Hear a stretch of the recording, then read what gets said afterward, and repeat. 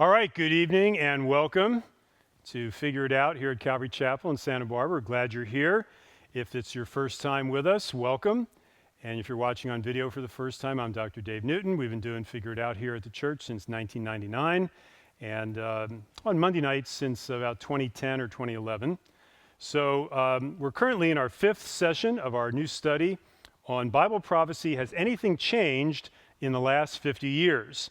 And tonight we're going to take a look at our first round of technological changes that essentially make, in my opinion, prophecy even more literal in its interpretation, not less literal. So let's take a look. 2 weeks back, we looked at the second coming and the prerequisites for that relative to the harpazo. And then we took a look at the millennium and tribulation various positions. Tonight, we're going to take a look at 50 years of telecom advances and 4 Bible passages in prophecy that are impacted by these massive changes. Quick review on the eschatology positions. Remember, we were looking at the mill and the trib. The mill, we get rid of that, and the post-mill, of course, doesn't have any real basis for it any longer. So Calvary, we are a premillennium position. And then with regard to the harpazo, when does it happen? Before, during, or after the tribulation? Of course, we believe it happens beforehand. And you can always remember what 3 verses? 1 Thessalonians 5:9, Romans 5:9, and Revelation 3:10. If you forget those, ask Jerry. He'll tell you after the service. You remember those, okay? I did have a pretty interesting question emailed to me this past week, and it got me thinking that maybe we should go ahead. It was from 2 weeks ago, because last week we weren't on because of Jay Seegert being here. But the question was, so Dave, what type of body did Jesus have when he went down to Sheol and preached deliverance to those who were waiting for Messiah? And I'll make this just really quickly. I don't know if that's been keeping you up at night over the years or not, but we had a lot of discussion about our resurrection bodies. And this is a synopsis from a fairly long email that I dictated to the person who wrote it in. So first of all, the Bible doesn't state specifically, but there is good inference. Prior to Calvary, your body was in the grave, your pneuma and your psyche, so that's your spirit and your consciousness, went to Sheol. You weren't absent from the body and present with the Lord because Calvary had not yet happened. Your sins had not been taken at the cross. A couple examples from the scriptures. Saul, he actually went and brought Samuel up from Sheol and talked with him. Jonah died and went down to Sheol, and then of course was resurrected 3 days, 3 nights later, went to Nineveh to preach. Lazarus died and went down to Sheol, and then he was resurrected. This is the Lazarus from Bethany. He was resurrected 4 days later from the tomb. Lazarus, who was down in Sheol with the rich man recognized and understood he was speaking with Abraham. So you have to start asking yourself, did they have a body? How did that look? Jesus' body was in the tomb. He descended to Sheol in the pneuma and the psyche, in his spirit and soul. Sets the captives free. We know his body was in Joseph of Arimathea's tomb there in Jerusalem. He then vacates the heart of the earth with the temporal folks who are there up to their resurrection bodies to an extra temporal realm. They're at the marriage before God's throne in heaven outside of space-time. And then, of course, Jesus resurrected in a new body after 3 days and 3 nights. And we do know from the 40 days after the resurrection that his body had some very interesting properties and characteristics that were unique from a purely human.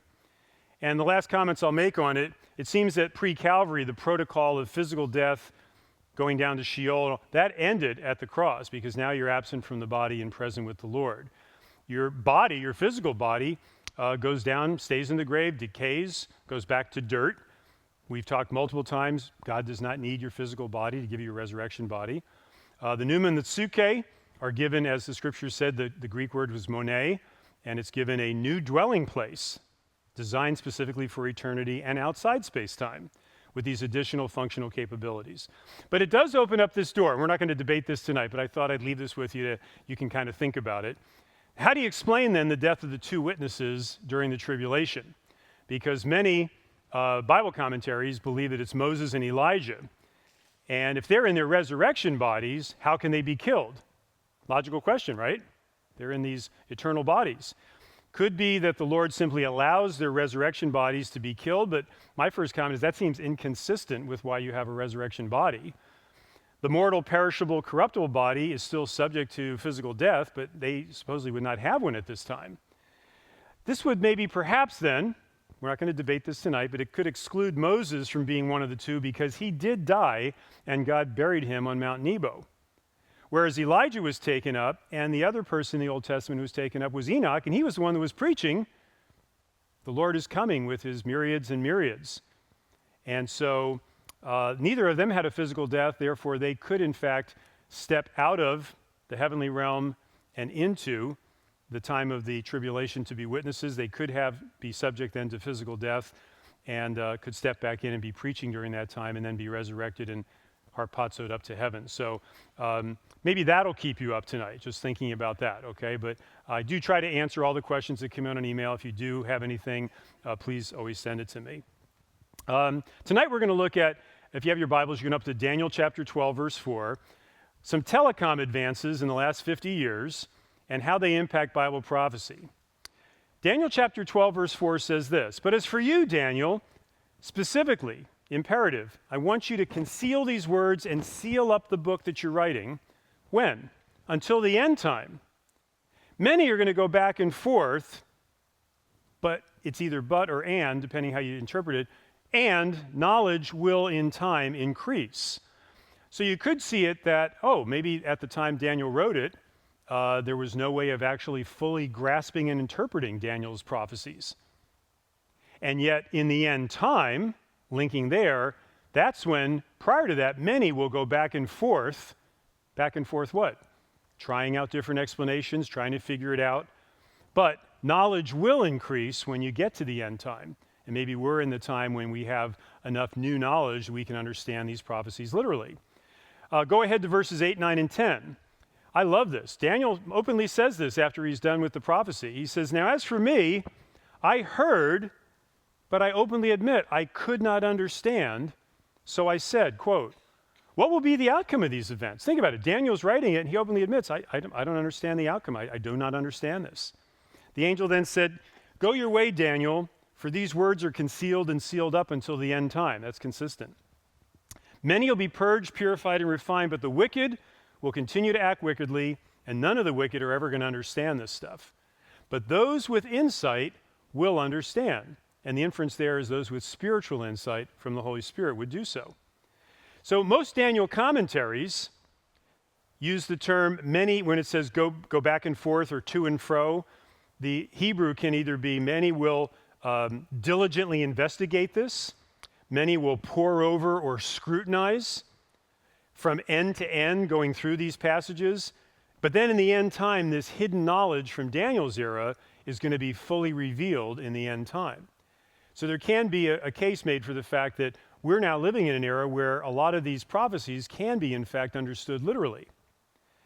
Let me give you an example. If you were teaching prophecy in 1896, let's say your name was our buddy Clarence Larkin, remember? When Larkin was teaching, there was no Israel in the land. That's a huge hurdle to get over when you're teaching prophecy. And lots and lots and lots of terminology and concepts that are completely unrealistic from a technology standpoint. So he would be in a position of having to, fend off a lot of naysayers when he would say, the Bible prophecy is literal. Because they would, of course, say, how can it be literal?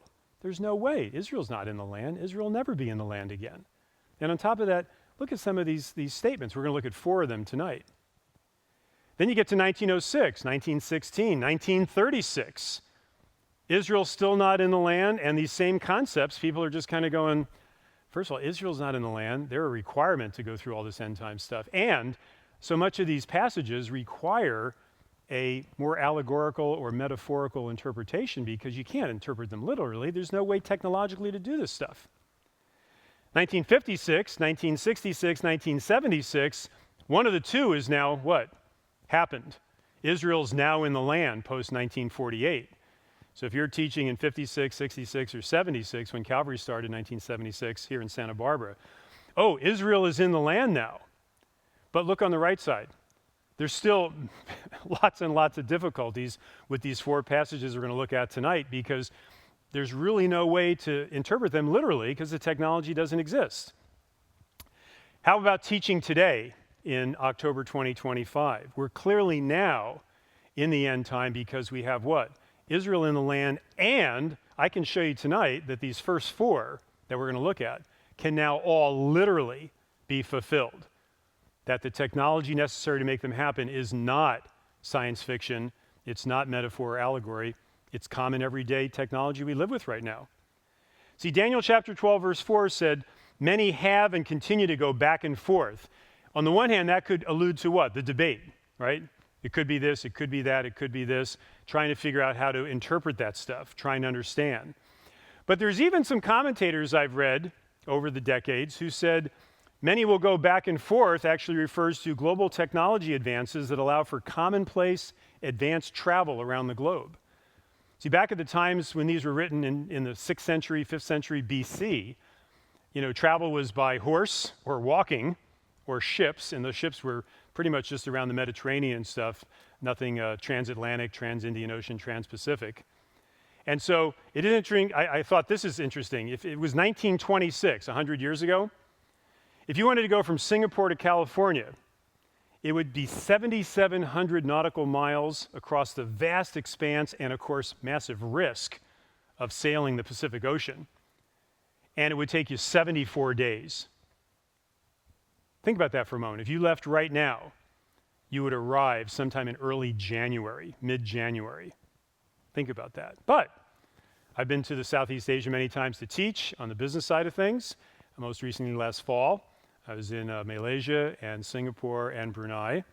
And Singapore, if you leave on Friday at 7:50 p.m., you arrive in San Francisco on the same day at 8:15 p.m.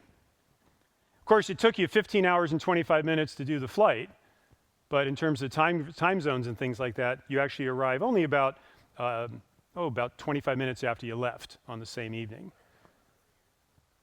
Do you know that sometimes, I was just at a conference at Florida State University a couple weeks ago, and flying home out of Orlando, I remember thinking, oh, what a 4 hours and 47 minutes to get back to LAX. Think about how crazy that is to moan about 4 hours and 47 minutes. I mean, if you had told somebody 100 years ago, you can go from Florida to Los Angeles in under 5 hours, they would just look at you like, I mean, we so take for granted the technology today of heavier than air flight. It's ridiculous. This is an interesting book. Anybody ever see Future Shock? The book, 1970 it came out, okay? Alvin Toffler, he was a futurist, and he wrote the idea that technology, from his opinion, in the 40s, 50s, and 60s was advancing at such a rapid rate, and they were getting ready to go to the moon, and there were these new things called mainframe computers, all these things, telephones, flight, everything. He said, technology moves at an exponentially fast rate, and the average person gets what? Just in shock. The stuff goes right past them. And I'll throw out today, not to embarrass anybody or make fun of anybody, how many feel very comfortable explaining the blockchain?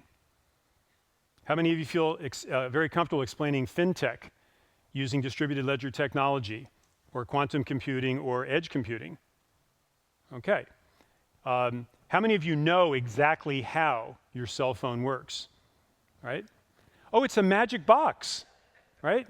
How about AI? Do you know how AI actually works? We're going to get into it in a couple weeks. You'll be absolutely blown away to find out what exactly happens with artificial intelligence. So the shock comes because the overwhelming majority, according to Toffler, is that upwards of 90% of the average person, these technologies go so fast past them that it leaves them in shock. I mean, I had a grandfather who was born in 1884, died in 1970 when he was 86 years old, fought in the First World War. He's a Brit from Nottingham, and he fought in the First World War in Flanders for the Allies. And he could not get over television. He just was absolutely flabbergasted about television.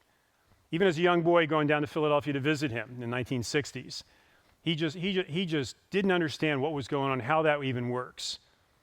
And when the moon landing took place, he died in the summer of 1970. When the moon landing took place in the summer of 69, the year before, he looked at it and he says, it can't be happening. It's got to be fake. They're just pulling the wool over. How could anybody fly to the moon and walk around? How could you send pictures back from there. But he was born in 1884. He fought in the First World War. But today, we have smartphones. I imagine almost everybody in here has a smartphone. You have smart watches. You have smart TV. Hooks up directly to the internet and get 17,000 channels and movies coming in, right? Internet of Things, the IoT, is what we call the smart home. That's been going on now for almost 30 years. Every year I go to the Consumer Electronics Show in Las Vegas, and they always have set up in the South Hall a 5,000 square foot display of what the future is going to look like for the home. They call it the home of the future, or the smart home. And it's always amazing to watch the advances. I remember 20 years ago they were saying, there's coming a day when you won't need a blue fiber optic cable to plug into your computer anymore. You'll have a wireless signal going on inside your house. And what did 150,000 people at CES do? Whoa, unbelievable, oh, can't wait for that, right? And you keep seeing these new technologies introduced at the Consumer Electronics Show, and a couple years later, they're in the stores, they're available, okay? One of the things I read quite a bit is, it's called digitaljournal.com. It doesn't come out in paper form, but you can read it online, and you can get the notes on the website if you want to look up digitaljournal.com sometime. 2018, this is almost 7 years ago. They had an article, knowledge doubles almost every day. And in there, they chronicle, with a very logical heuristic and approach to doing this, that in 1900, knowledge doubled about every century. Take a century to double knowledge, what we knew. By 1950, it was every 25 years. By 2000, it was every year. And they said in 2018, knowledge is now doubling pretty much every day. There's twice as much knowledge out there in the world on the web today as there was yesterday. Think about that. It's not all good, right? How about Gutenberg? He had printing in 1450 with movable type. There were some Chinese forms of movable type back in the 11th century AD. Some were doing it in Southeast Asia in around 1200, but the real popular one we always go to is Gutenberg in the middle of the 15th century. But do you know today, 5 million new books come out each year. 5 million new books come out each year worldwide. Do you know every day, 225,000 new websites are launched per day? 225,000 websites per day. So what are the Bible prophecy impacts of this kind of communications telecom technology? Well, let's start with some of the advances in telecom technology. It's fun, I love there's a great movie with Charlton Heston and Fred McMurray. And it's all about the Pony Express. And the first Pony Express took place from St. Joseph, Missouri, riding to Sacramento with the mail, and they actually announced, we think we can do it in 10 days. Get you your mail in 10 days from Missouri. And all the editorials and all the big newspapers says it's just not possible. And when they arrived at 9.5 days, they were lauding the fact that, isn't it amazing what man can do? Imagine telling somebody, I'll have it to you in 10 days, okay, with horseback riding across all these stations. The first transcontinental telegraph went from California to Washington, D.C. to President Lincoln in 1861, telling him, California stands with you against slavery. That was the first telegraph that went across the country. The first transatlantic was the following 5 years later at the end of the Civil War. The U.S. had a telegraph that went to England because they had started to lay cable. 1872, Jules Verne put out a fantasy book called Around the World in 80 Days. When he was interviewed about it, he said, oh, it's just fun to think about it. It could never happen. But think about it. In 1872, going around the whole planet in 80 days was considered a technological wonder. And he even admitted, he goes, oh, it'll never happen. Relax, everybody. It's a fantasy book. 1876, the first telephone call was ever made, right? Watson, come here, I need you. 1927 is the first transatlantic phone call. Think about that. Less than 100 years ago was the first time anybody called across the Atlantic with a telephone call. This isn't like 1,000 years ago or 500 years ago. This is just 100 years, 10 decades. The president of AT&T put in a call to the head of the British Post Office. That must have been a wonderful conversation, right? That same year, they had the first television broadcast, but it was in a lab, just trying to send an image across the airwaves. But 9 years later, there was regular TV programming going on in England under the BBC. Do you realize TV is less than 100 years old? Think about how massive it is in part of our lives. 1962 was the first satellite transmission ever done. Telstar 1 went from AT&T and NASA, that's who jointly developed it. Do you realize a satellite transmission is only 6 decades ago? We're living at a time when that's only commonplace in the last 60 years, 6 decades. The Earth to Moon transmission was an intelligence satellite was a nickname. That's also less than 60 years. The first email was 1971 on the ARPANET, which was a government project between a couple of research labs and a few top universities. Do you know at the time in 1971 they anticipated that upwards of maybe 300 to 400 scientists and computer engineers might use email in the next 50 years. Isn't that fun? The top people said probably between 300 and 400 top scientists will use it. There were only about 8 nodes across the whole country. Only the biggest universities and a couple of national labs had it. Satellite cable live news. Think about that. 1980, Ted Turner introduced the Cable News Network, CNN. 45 years ago, you could actually have a live feed come in during the news. The first web page was launched in 1991. Think about that. In Cern, right there on the border, Swiss-Franco border there. And all it had on it was information about this new thing called the World Wide Web. You could read about it. At the time, there were only 5 places you could go on the web in 1991. The average person had no idea what was even happening. It wasn't until about 1994, 95 that Netscape introduced a browser that you could then go and do some searches. But even then, you'd be excited if you did a search and got 5 hits. There's 5 things that came up when I searched for, crazy blonde guy teaching the Bible or something. And you might get a few hits or something like that. That's only 34 years ago. Think about that.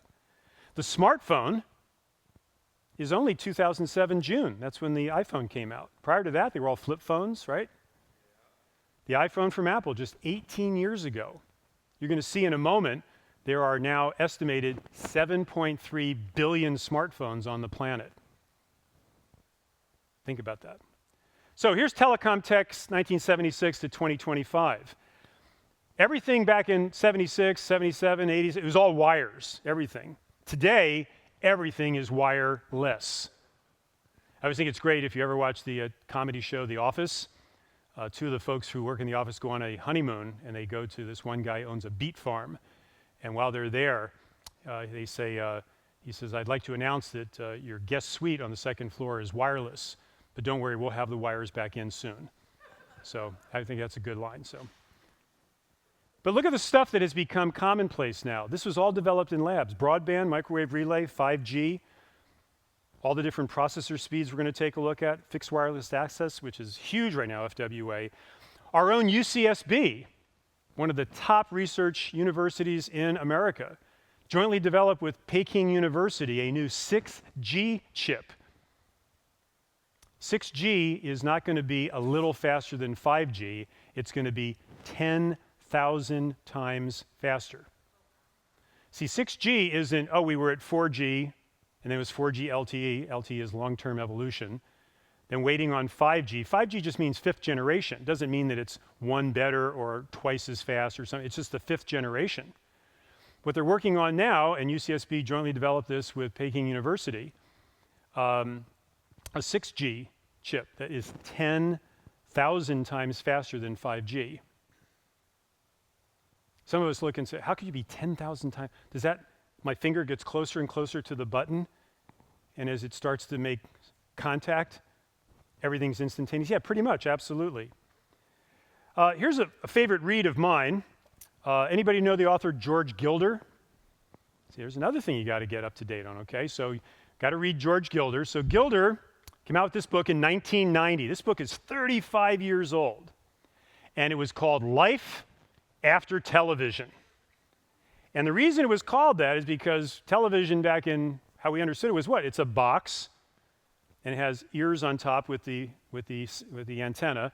But back in the 80s, some of them were starting to be connected with a fiber optic coaxial cable into a cable box, which re-scrambled and interpreted the signal and then sent it into your TV. When Kim and I lived in Boston in the early 80s, we moved into a really nice, brand new condo, 2 blocks from Copley Place down in downtown Boston. I just graduated with my MBA. I was working in the John Hancock Tower on the 51st floor. We had this really, really nice, brand new, completely renovated condo on Chandler Street in the South End. It's like a 3-block walk to work. And one of the cool things that made us very popular with all our other friends who were young couples without kids was cable. They built that place in anticipation of having cable in there, which meant that our TV, when we went in our living room, moved in, we had that little thing sticking out of the wall, a fiber optic cable. Got a cable box, hooked it up, and we were the only couple in our circle of 8 or 10 couple friends we hung out with who had MTV. And so we used to actually have people come over our house on Friday or Saturday night, have dinner, and we would literally all sit and watch music videos and eat food. Okay? Top technology. But what Gilder's going to get at here is he says TV is no longer a box that you look at. TV is different. Look at the subtitle, The Coming Transformation of Media and American Life. And we'll go through that in a moment. Then in 2000, he came out with this great read. This still has a Borders bookmark in it from downtown where Marshall's is right now. And there's even an article that I kept in here from Business Week, and it's from November of 2000. And the title is Pushing the Web to the Speed of Light. And it's a book review on George Gilder's book, The Telecom. And in The Telecom, he says, I want to explain to you life after bandwidth abundance. See, back in 1990, 99, 2000, you never had enough bandwidth. You couldn't do all the stuff you wanted to do because it just wasn't a fast enough signal. It didn't have enough stuff coming in. Couldn't handle all the ones and zeros. And so that is a huge advance. First, there's life after television. Then there's this thing called the telecom that's coming, which means everything is coming in wirelessly. We won't do it. Please don't do it. But if we all took our phones out right now and I just say, open your phone and open up to your favorite web page or something like that, or put on the Brewers and the Cubs game on live ESPN on your phone or something like that. Think about what we take for granted now in terms of technology and communication. So in 2018, 7 years ago, got this at the Consumer Electronics Show. I read it that weekend after I got home because I could not put it down. Life after Google. And the argument here is not that he's against Google, but the subtitle is The Fall of Big Data and the Rise of the Blockchain Economy. And blockchain is going to completely change how we understand databases and connectivity, because everything in the Google system is what's called a centralized database. From centralized, they have advanced to what we call decentralized, where you could actually spread the nodes out a little bit. But the next thing coming from the blockchain is not even centralized or decentralized, it's what is called a distributed network, which means there's no hub anywhere. There's no central location. It's all peer-to-peer transactions directly to one another. We'll get into that in a moment. So here was telecom in 1976. Lots and lots and lots and lots of what? Wires. Gotta have wires for everything. Always need wires, right? The first transatlantic telephone cable system. Do you know how long it took them to drop all that cable, have it go down to the seafloor? They had to figure out what kind of rubber can sustain day after day pressure and salt water and the impacts on that. I mean, it's amazing. Here we are today, though. Jumping ahead 50 years, we have what's called LEO, low Earth orbit. And low Earth orbit means you can now actually take a call, instead of running it to a cell tower and then maybe down some existing analog lines on existing telephone poles and come up with a way to get your call through, you can actually send it directly to a satellite. Any of you remember the Super Bowl in 1999? A company called Iridium introduced the first satellite phone. And the commercial, if you remember this, was a guy on a sled dog mushing his guys across Antarctica. and it's blowing and it's snowing and he's going across and he's just saying, what is this? You know, deep snow, it's cold. And all of a sudden you hear a phone ring and he stops, he pulls off his gloves, the dogs are all waiting and stuff, and he pulls out this sat phone and he goes, hi, honey. And he's talking to his wife back in California or New Jersey or something like that.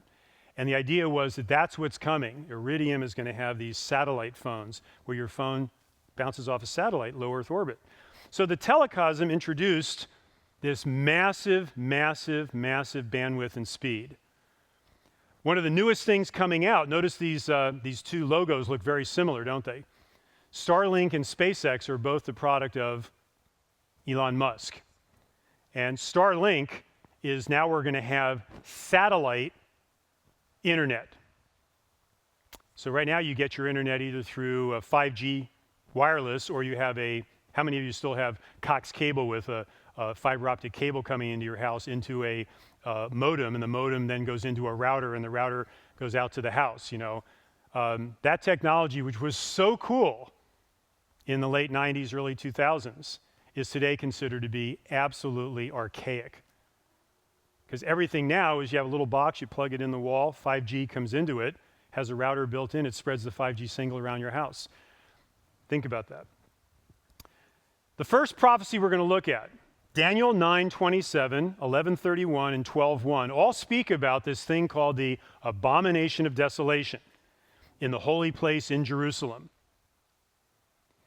Matthew 24 and Matthew 13, Jesus refers directly to Daniel's prophecy and says this, when you see the abomination of desolation standing in the holy place, when you see it standing where it should not be, and you look at that, and you have to look at the language there. Was Jesus speaking just to his disciples saying, when you see this happen, you folks right here, when you see it, the word he uses in the Greek there is horao. And horao means to personally see it. It's not somebody else saw it and told you about it. You actually personally got to see it. Hagios topos is the holy portion or a holy marked off space. So when you personally see the hagios topos, the holy marked off place, and you see the abomination happening in that, well, Bible commentators for centuries have been just no idea how to interpret this.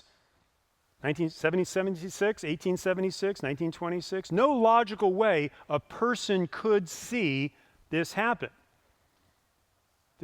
You'd have to actually be present right there at the moment to personally see it.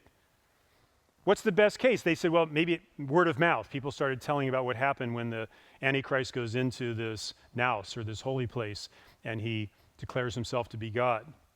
Maybe newspapers will cover it. You'll get it in a few days. Maybe radio transmissions. That's by the time you get to the 1920s and 30s, they're thinking maybe a radio transmission will start to tell about it. But that's what? That's not seeing it personally. For a future FIO, just to get you thinking about where we're going to go in a couple weeks, Revelation 13, verses 14 and 15 say that the false prophet, who is the right-hand man alongside the Antichrist, the son of perdition, the man of lawlessness, the false prophet is going to give pneuma, he's going to give breath or life to an image of the Antichrist. And for centuries, that's always been assumed, oh, there's going to be a statue of the Antichrist. He's going to make the statue come to life. And that's how most everybody, all the commentaries spoke about it. But consider the technology of AI and the ramifications of what that could look like. We'll get to that in a couple weeks. But here we are 3.5 years into the final 70th Shabuah for Israel, and Daniel 9:27 says that the Antichrist has done what? He's come up with a firm covenant for 7 years, allowing the Jews to go back and rebuild some form of a holy place in Jerusalem and to start up their sacrifices again. But an announcement at a major Jerusalem press conference takes place somewhere right in the middle, at 42 months into the 3.5 years, into the 7 years. And here's what the scriptures say. The previous agreement that has been in place the last 42 months is now suspended. He's going to actually say, no longer good. The Jews will no longer be able to do their sacrificial rites in this place any longer, and the world is shocked. He's the guy that negotiated the deal that allowed them to do that for the last 3.5 years. Remember, this is after the harpazo, the beginning of Israel's last 70th Shabuah. For the first 3.5 years, 42 months in, they have been actually back sacrificing again. And he comes in, I can just picture, I know I told you this before, just an entourage coming down into Jerusalem, the press corps following along, all the different satellite cameras, everything ready, and he's going to do this press conference, and he shocks everybody by saying, the Jews are all done, I'm not allowing them to sacrifice anymore. That's part one of the news. Part two comes from 2 Thessalonians chapter 2, verses 3 and 4. Then the man of lawlessness enters into the holy place in Jerusalem, and he says this, quote, I am above every other god, and I take my seat here in God's place and present myself as God to the world. And what did Jesus say? When you see this, when you personally see this, well, think about it. How could that happen? How could that happen? Can you imagine anybody who's present there, maybe 50, 70, 100 people, 200 people, ready for this big announcement? Yeah, it's negative news, but it's immediately doing what? It's being recorded, it's being streamed live. Think of all the handheld devices that are there. How could that happen? There you go. Everybody would personally see this happen just like that in real time. No waiting for a newspaper, no waiting for any kind of a report later.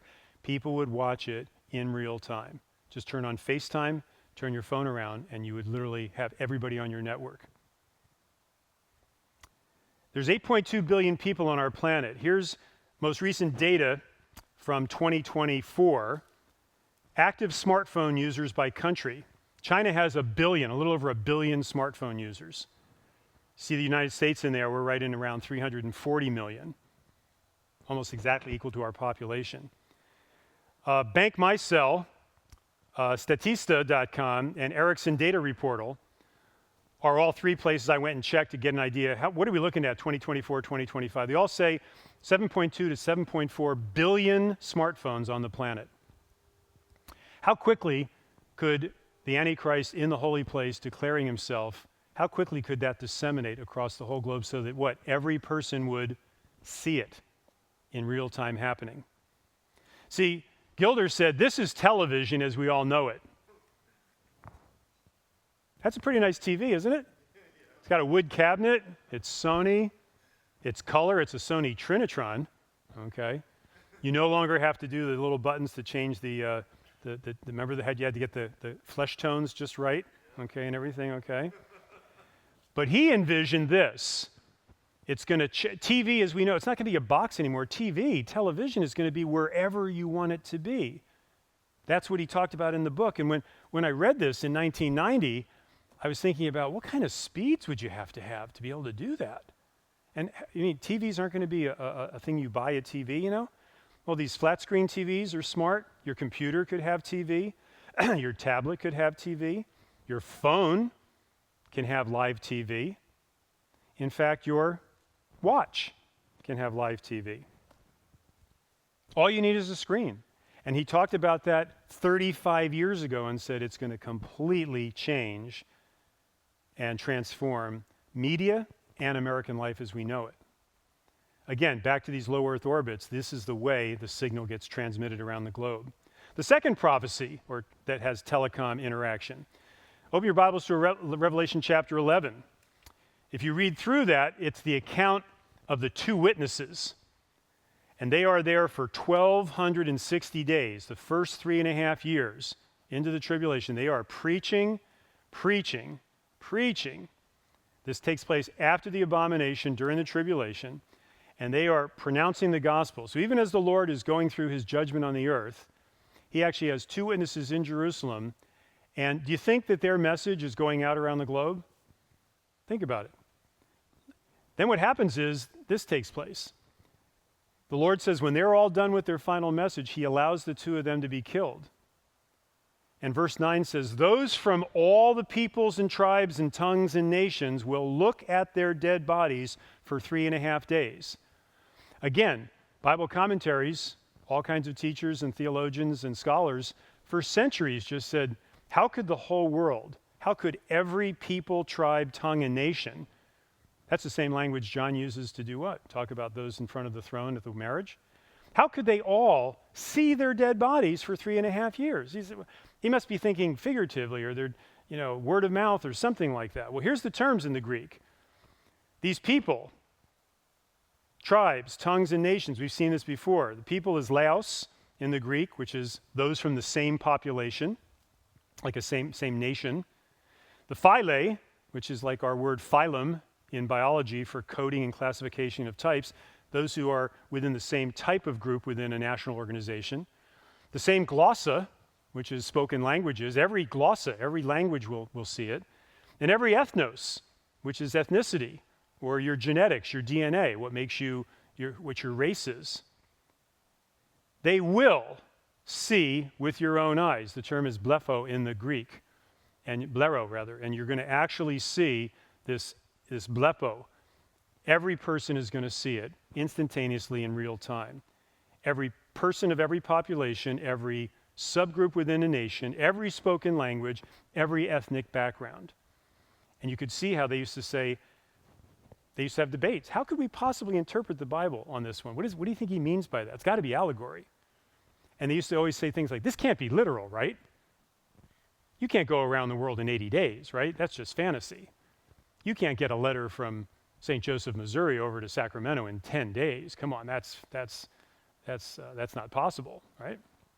Well, it is possible. Think about all the platforms that are out there that transmit stuff instantly. Let me give you some stuff to think about. Social media dissemination, global network. Literally now today, every one of you has a phone. You are now a node within the full network of the global network. You are like a synapse within a global network of 7.3 billion phones.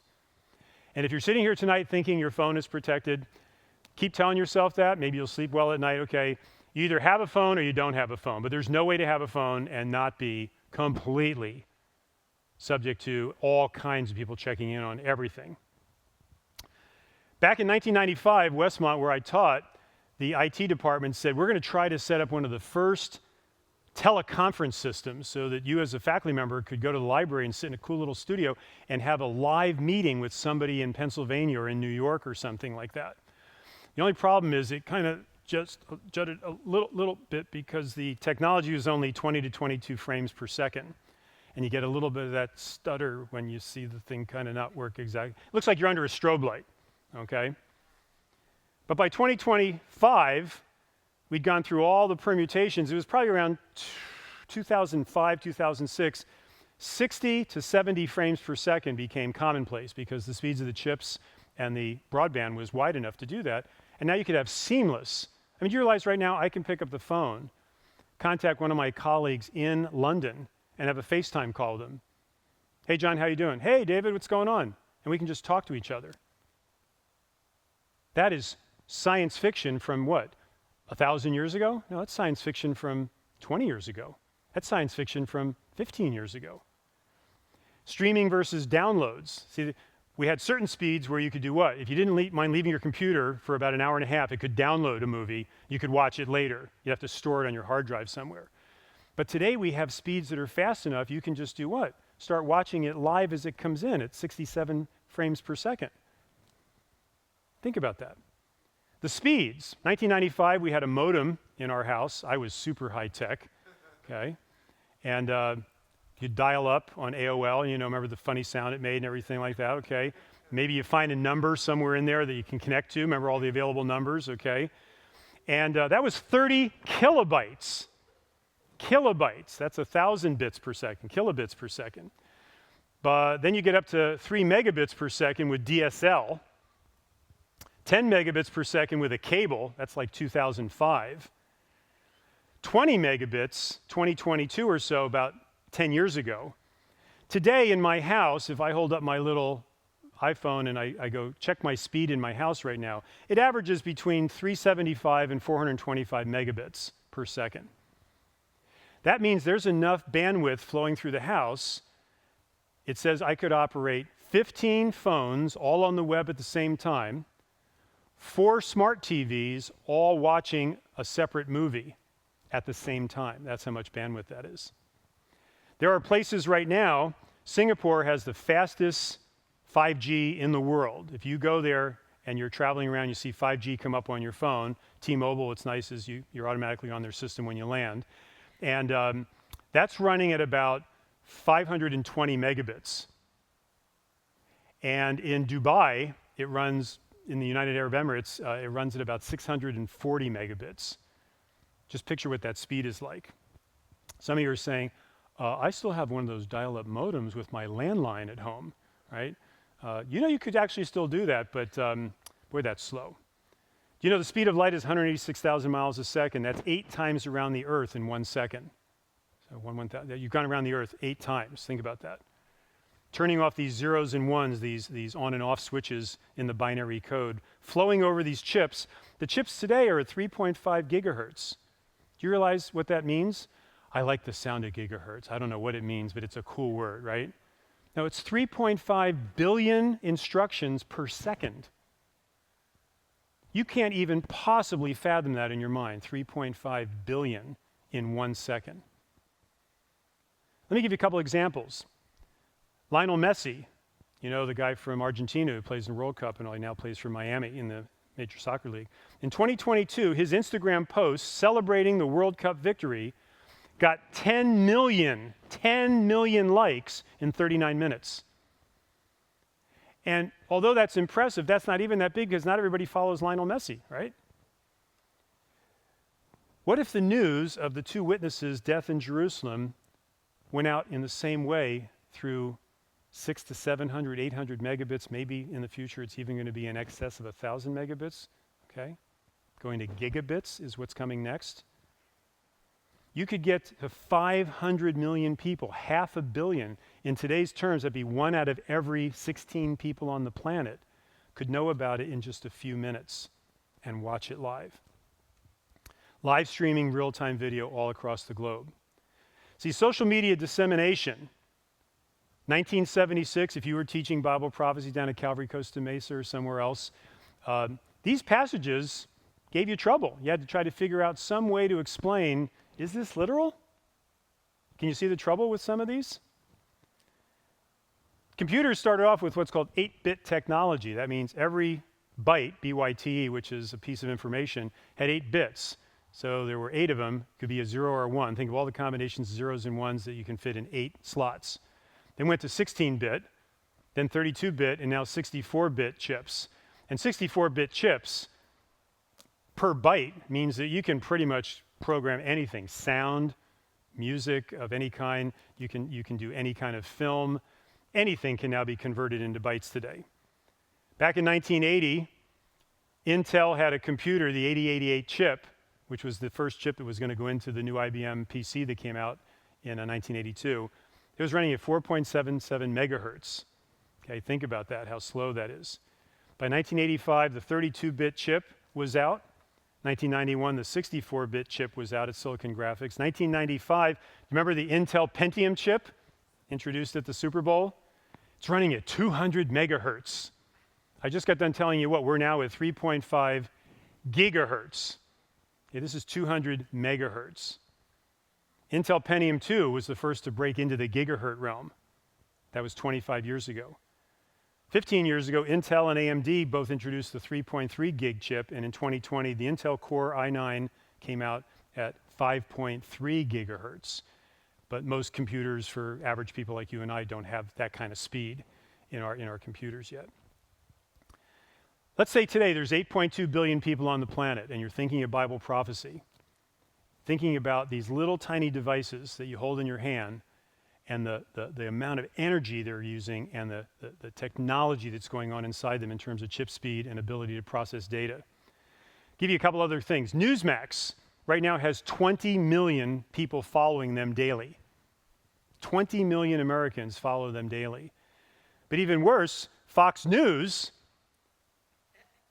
in just the month of August, a couple months ago, they had 386 million views at foxnews.com on phones and on tablets on the web. That's more than the population of the United States. X, which used to be called Twitter, has 688 million active users.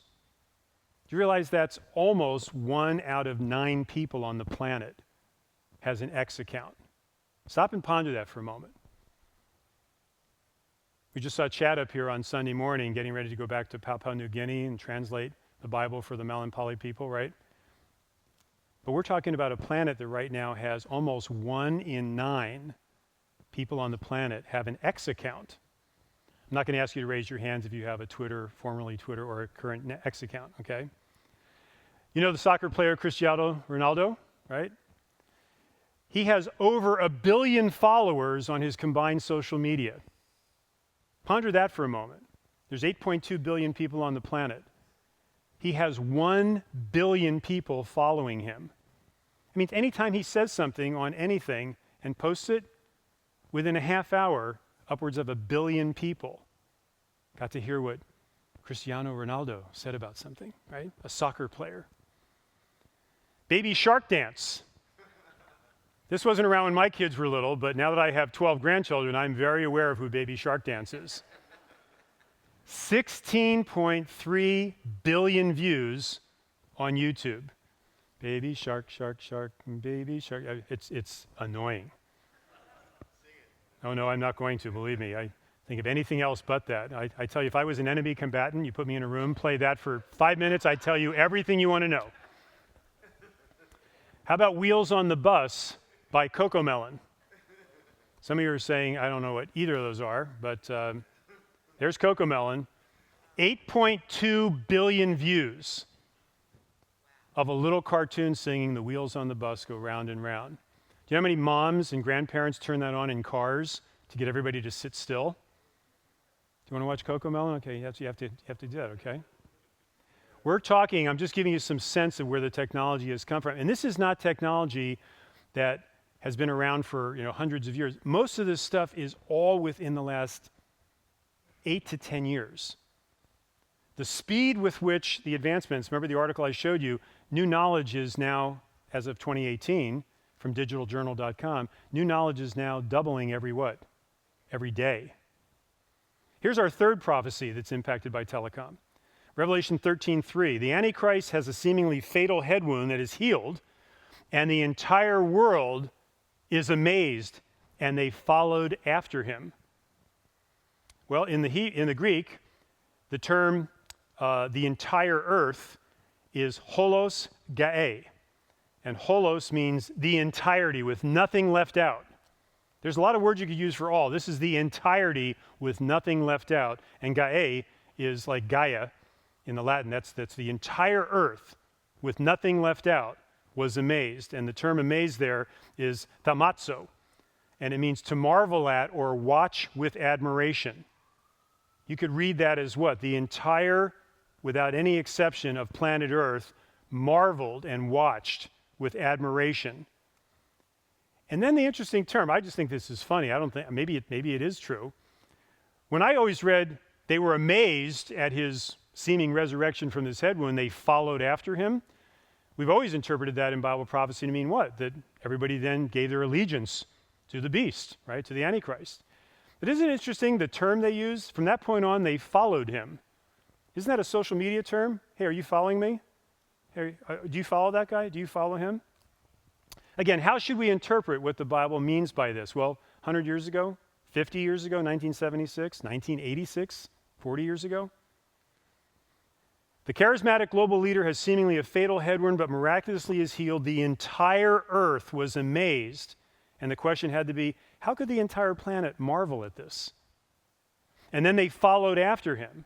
All of Earth's people follow this one man? Can you picture somewhere in the future that he has some kind of a social media account and you can literally follow him? Literally follow him. His daily move. You don't even live anywhere near where the Antichrist is set up. But on a daily basis, you can get what? Live feeds of everything that he's doing, everything he's proclaiming.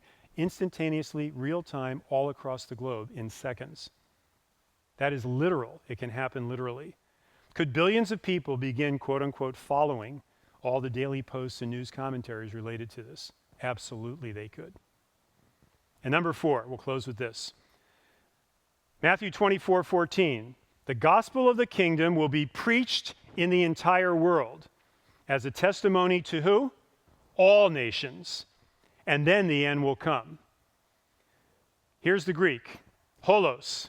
There's that term again. entirety with nothing left out, not a single thing left out, the entire world. And it's every or each individually for each ethnicity. So when you see all nations, it's literally saying pas ethnos. Every individual ethnicity of person will be having access to this. Every individual person from every ethnic background will have access to this. So we used to think in the old days, the old interpretation was what? When the gospel gets preached all around the globe, and there's nothing wrong with sending missionaries around the globe during the 17th, 18th, 19th, 20th century to preach the gospel, they were believing what? We might end up sharing with the last person who closes out the time of the Gentiles, and the fullness of the Gentiles takes place and the rapture comes. Read the accounts of Christopher Columbus. Why did he go to the New World? He believed that he was going to help usher in the kingdom of heaven, the second coming of Jesus. The old interpretation was that a person has to actually show up to every ethnic group and preach the gospel. And don't get me wrong, I'm not saying stop missions work. Stop sending people to unreached peoples. I'm not saying that. But think about the new interpretation in 2025. The gospel can now be communicated or transmitted literally to almost every individual, but it doesn't actually have to be done in person.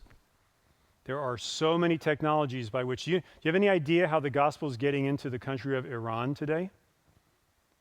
Read some articles on that. If you need some places to go, I can give you some Voices of the Martyrs and their connection of their strategic partners who will show you that the government used to be able to shut down the web by blocking what came in on fiber optic cable.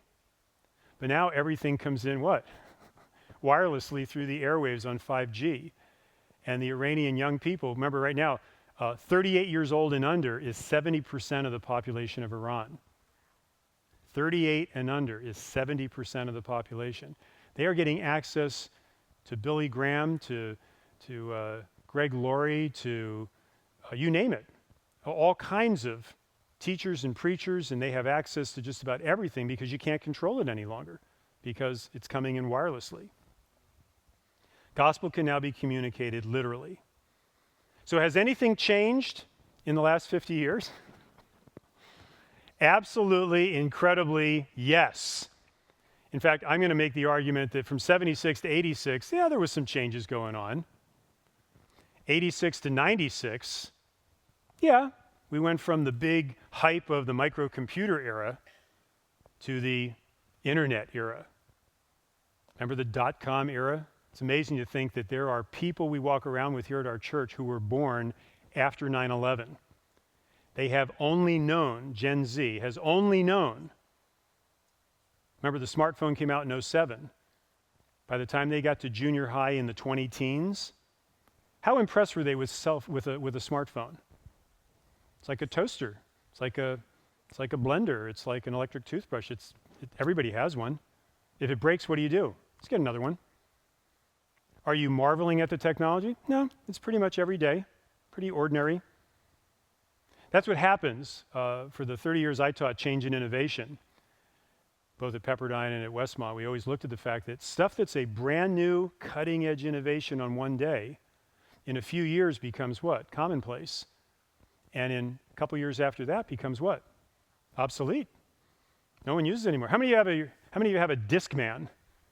Are you listening to your CDs while you're jogging with your Jane Fonda tights on and your leg warmers, right? Okay. Think about how there was a time when a Discman, the next big incremental advancement was anti-skip technology. But there were people in the background saying, go ahead, work on anti-skip technology all you'd like. 10-second anti-skip, 20-second anti-skip because you're jogging, you don't want your song to like that, right? Okay. There were people already saying, we're going to put music on a hard drive and it won't skip. And you all remember when Steve Jobs famously introduced the iPod and he stood up with it and he said, 12,000 songs in your pocket. And the whole world just stood up. What's an iPod today? Does anybody have an iPod, right? Oh, yeah, your phone, right? Your phone is everything. I used to have to have all my CDs and everything transferred into a big library and then downloaded onto the actual iPod. And then you actually max it out. Now I have a Spotify account. And for $7.99 a month, I have access to, I have 40 playlists. If you'd like to come up afterwards and look at my playlist, if you wonder what I listen to, you're welcome to. But think about the technology changes in this very narrow window of the last 50 years, the last 40 years, the last 30 years since the mid-90s. The tech speeds and the chip speeds now in the last 6 to 7 years. And right now, there is stuff that we're marveling at that in another 2 to 3 years will just be considered what? Pretty average. If you had told me 30 years ago I would have signal coming into my house at 387 megabits per second, I would have looked at you and said, no, that's a typo. There's no, you mean around the world in 80 days? Come on, that can't happen. Really, you're going to get this letter from St. Joe's, Missouri, all the way to Sacramento, California in just 10 days? Oh, I got to see that. Ma, look at these incredible technological advances we have today, right? And yet, every couple years, we're finding technology moves, and here's my point. When you read these 4 passages, there was a time in our lifetimes, there was a time just in the last 15 or 20, 25 years where people looked at these and said, what do you do with that language? How do you actually interpret that? It can't be literal. It can't possibly be all ethnos and all glossa worldwide seeing it real time personally with their own eyes. It can't possibly be that, can it? And today we have the technology. What are the ramifications of such technological advances? Well, here's where I land. If you have a lot of good arguments and debates with folks on different positions on Bible prophecy, some are always trying to do what? Pull you over to the metaphor, allegory side of things. Oh, it's not literal. There's no literal millennium kingdom. Jesus isn't going to rule on David's throne in Jerusalem. Come on, Dave. I find that as I go through technology, we're going to do six or seven of these just between now and the end of the year of other ones. The more I look at the tech advances, I actually go the other direction. It makes it even more likely. In fact, it makes it absolutely likely that it will be literal because the technology exists today that it can actually happen as it was stated in the scriptures. And you know what's even more fascinating? When were these prophecies written? 6th century BC. What did Daniel openly admit in Daniel chapter 12, verse 4? I wrote these things down and I didn't understand it. So the angel told me, well, just do this. It's going to be sealed up till the later days when it will then be revealed. And Daniel was cool with that. Can you imagine writing all this stuff out and looking down and thinking, what am I writing? What is this? And here we are with hindsight looking back at it and we're saying, not only do we view it as literal, it's even more likely to be. In fact, it is going to be literal because the technologies actually exist. And what's our biggest precursor to everything? Israel is in the land. If you were Clarence Larkin, if you're one of the top theologians in 1918, 1917, 1905, 1896, 1924, that was a big, big issue. How can you do Bible prophecy with Israel as a nation in the land? Couldn't even fathom a scenario where that could happen. And on top of it, all these other things, technology doesn't even exist. I love the interpretation of, and many will go to and fro, back and forth.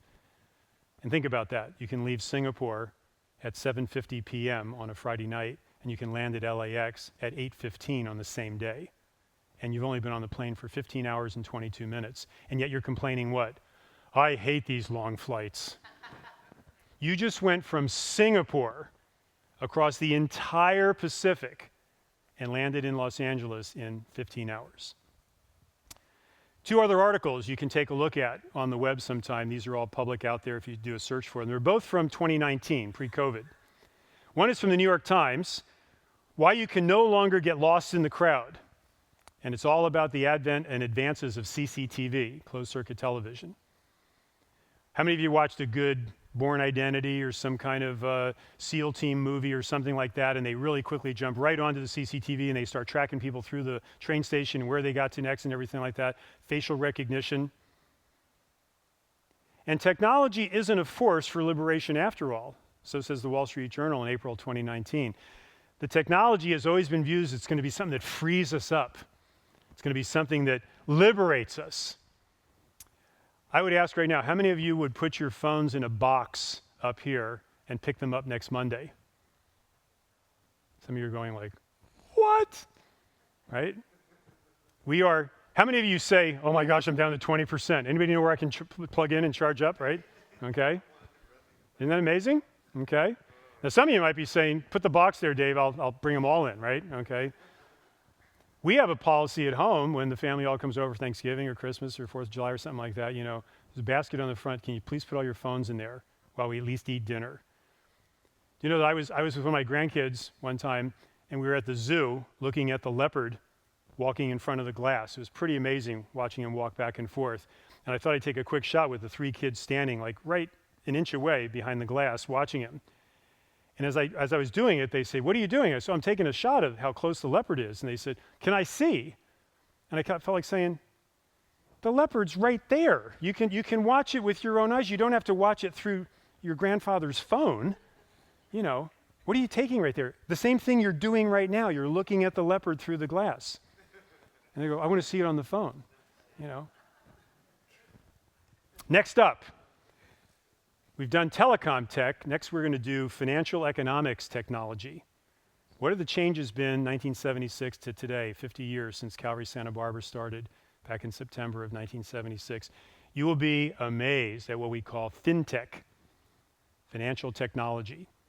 And we'll take that up next time. So next session, October 13th, a week from tonight, we're going to introduce global financial banking and Forex. Forex is foreign exchange. The changes that once again make prophecy from the Bible even more literal than you've ever seen. And I'm sure you know the main passages we're going to look at, a global financial system and a couple other things in prophecy. So let me pray for us. Father, thank you for this time together. Thank you, Lord, for your word. And it's amazing, Lord, to think that this has survived 2,600 years to today. Daniel's prophecy.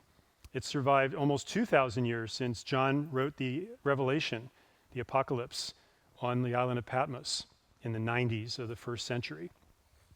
And here we are today, Lord, in 2025, and literally every topic of Bible prophecy now has a completely plausible, here today, fully functioning explanation on why it can be fulfilled literally. And on top of that, Israel is in the land again as a nation. Lord, these are truly exciting times we live in. And I pray, Lord, that we would live each day with that wonderful phrase, Maranatha, those 2 words, Lord, quickly come. And Lord, I pray that we would live each day in anticipation. You could come for your church at any time and take us to the marriage. And yet in between that, Lord, you want us to do what? Spread the gospel, share the gospel, be lights to the world around us. I pray that we would be encouraged to see that the Bible, in all of its commentary and explanations, Lord, is now time and time again being shown to be literally true. Thank you for that, Lord. I pray it would encourage our faith. Bless each person who's here this evening. I pray they'd enjoy reading through these upcoming passages and taking a look back at what we've looked at. And we look forward to getting together back again, Lord, next Monday night. So thank you for our time together. Pray for a safe ride home for all. In Jesus' name we pray. Amen.